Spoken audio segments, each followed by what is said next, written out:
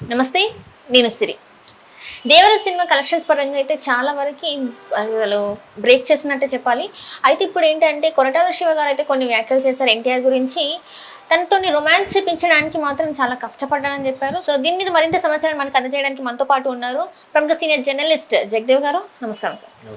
So ఇప్పుడు చూస్తున్నట్టయితే మరి దేవర సినిమా అయితే కలెక్షన్స్ పరంగా అయితే చాలా ముందుకు దూసుకెళ్తుంది. కానీ కొరటాల శివ గారు చెప్పింది ఏంటంటే ఎన్టీఆర్ గారితోనే రొమాన్స్ చేయించడం మాత్రం చాలా కష్టం అనిపించింది అని చెప్పేసి అన్నారు. సో దీని అసలు ఏ రకంగా చెప్పారు అనుకోవాలి మనం?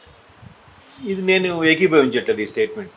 ఎందుకంటే ఇప్పుడున్న యంగ్ హీరోస్లో నవరసాలు పలికించగల ఆల్రౌండర్ ఎన్టీఆర్ అంటేనే ఆల్రౌండర్. అసలు చాలామంది ముద్దుగా బొడ్డోడు బొడ్డోడు అని అంటారు, కానీ దాని మీద కూడా ఆయన ఒక సినిమాలో డైలాగ్ చెప్పాడు, బొడ్డోడు బొడ్డోడు అని నా ఫ్యాన్స్ తప్ప బయట ఎవరన్నా కూడా గొడ్డలు ఎవడు తీసి కొడతా అనేదో. సో అంటే బొడ్డోడు ఇన్ ద సెన్స్ పెద్ద ఎన్టీఆర్ చిన్న ఎన్టీఆర్ అనే ఉద్దేశంలో చాలామంది ముద్దుగా అలా చెప్పుకుంటారు. బట్ ఆయనకి రాని ఎలిమెంట్ ఏముంది చెప్పండి, ఆయనకి రాని యాక్టింగ్ ఏముంది చెప్పండి. రౌద్రం, కరుణ రసం, హాస్యం, ఆవేశం, అదే రౌద్రం ఆవేశం ఒకటే వస్తాయేమో, ఇవి మొత్తానికి ఉన్నాయి కదా, జాలి, అట్లా మొత్తానికి 9 నవరసాలు ఉంటాయి. ఈ నవరసాల్లో భయానకం ఇవన్నీ ఉంటాయి కదా, అన్నీ కూడా పండించగల వ్యక్తి. పోనీ ఇవి ప్రతి సోషల్ సినిమాలో కూడా ఇవన్నీ పలికించవచ్చు అనుకున్నారు. బట్ పౌరాణికం లాంటి సినిమాల్లో ఒక రకమైన టీవీ దర్పం కూడా ప్రదర్శించగలగాలి.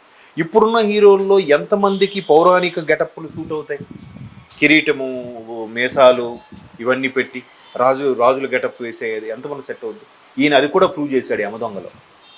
సరే, అదుర్సులో బ్రాహ్మణుడు గెటప్ వేసి ఆ పిలక పెట్టుకొని ఆ యాక్సెంట్, ఆ మాండలికం ఎంత బాగా దించేశాడు.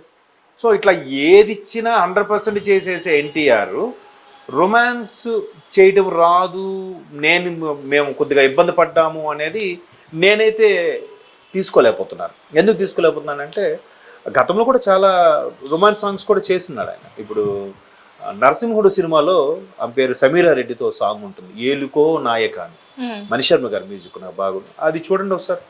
మరి అక్కడ రొమాన్స్ విత్ డ్యాన్స్ బాగానే చేశారు. అప్పటికి ఇంకా కొంచెం మనిషి లావుగా ఉండేవారు ఆయన, ఇప్పుడు ఇంకా స్లిమ్ ఇంకా బాగా చేయగలుగుతారు. ఇప్పుడు ఇంకా అప్పుడంటే ఎంత పెద్ద సీనియర్ హీరోయిన్ నయనతార లాంటి వాళ్ళ పక్కన కూడా ఈయన పెద్దవాళ్ళలా కనబడేవాడు. సో ఇప్పుడు నయనతార అలాంటి వాళ్ళు వస్తే ఆయన పక్కన ఈయన చిన్నవాళ్ళలా కనిపిస్తున్నాడు ఆయన. ఇంకా ఇప్పుడు జాన్వీ కపూర్ కూడా చిన్న అమ్మాయే కాబట్టి ఇద్దరికి ఇంకా బాగా వర్కౌట్ అయ్యి కెమిస్ట్రీ బాగా ఇదవుతుంది కదా. చేయలే పేరు బ్రదర్ చేసామంటే నేనైతే నమ్మబుద్ధి కావట్లేదు. సో ఇప్పుడు చూస్తున్నట్టయితే గత 3 సినిమాలు మనం చూసుకుంటున్నట్టయితే ఇంతకుముందు త్రివిక్రమ్ గారితో చేశారు, RRR కన్నా ముందు అరవింద సమేత, ఆ తర్వాత వచ్చేసి RRR చేశారు, అండ్ ఇప్పుడు ఈ సినిమా.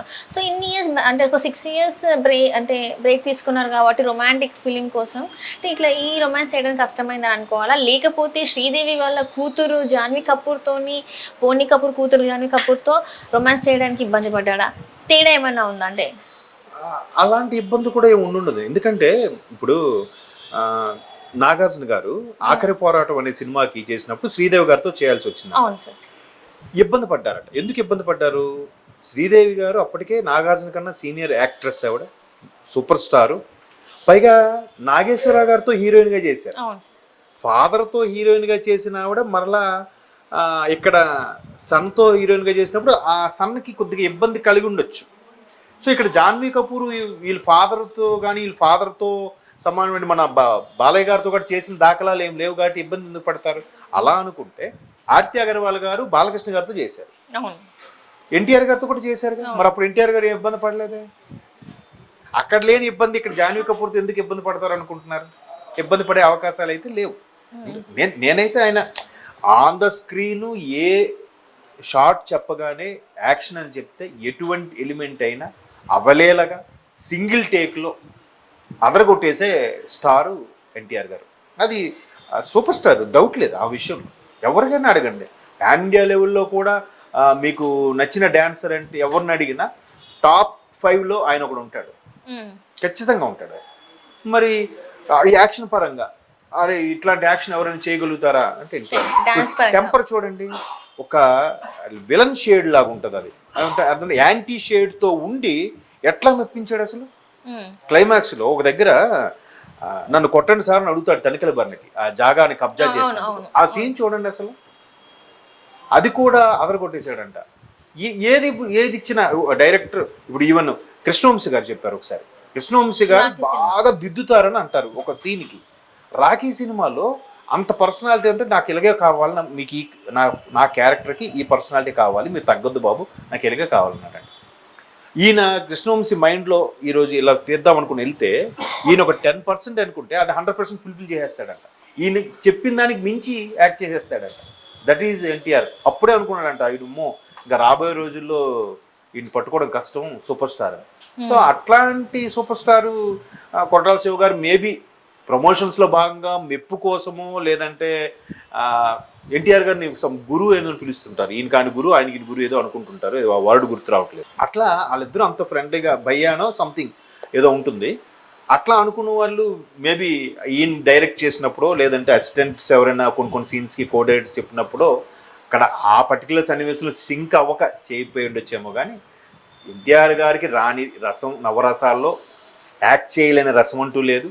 అలాగని ఇబ్బంది పడాల్సిన అవసరం కూడా లేదు. ఆయన ఇప్పుడు మల్టీ స్టారరు RRRలో నువ్వా నేనా అన్నట్టు పోటీ చేశారుగా, పోటీ పడి యాక్ట్ చేశారుగా. అలా అనుకుంటే బయట ప్రపంచంలో కూడా రామ్ చరణ్ ఎన్టీఆర్ క్లోజ్ ఫ్రెండ్స్, చాలా థిక్కెస్ట్ ఫ్రెండ్స్ అంట. అంటే ఇక్కడ ఎన్టీఆర్ గారు మిస్సెస్ బర్త్డే రోజే రామ్ చరణ్ గారి బర్త్డే కూడా ఏదో ఉంటుందంట. ఇద్దరు తన ఫ్రెండ్ కోసము మిస్సెస్ కూడా వదిలేసి అక్కడ వెళ్ళిపోతాడంట. అంత క్లోజ్గా ఉన్నప్పుడు అక్కడ నువ్వా నేను పోటాపోటీగా వచ్చినప్పుడు ఆ సీన్లు సరిగా పండగ నవ్వు వచ్చేస్తుంటుంది కదా చేసినప్పుడు. అట్లా కూడా చేయలేదు కదా, చాలా బాగా చేశారు కదా. అంటే చెప్తున్నాను అలా రాదు చేయలేకపోయారని అంటే మేబీ అక్కడ. అలాగని జాన్వీ కపూర్ ఈయనకన్నా సీనియర్ యాక్టర్స్ ఏం కాదు, ఇప్పుడప్పుడు అప్కమింగ్ వస్తున్న హీరోయిన్.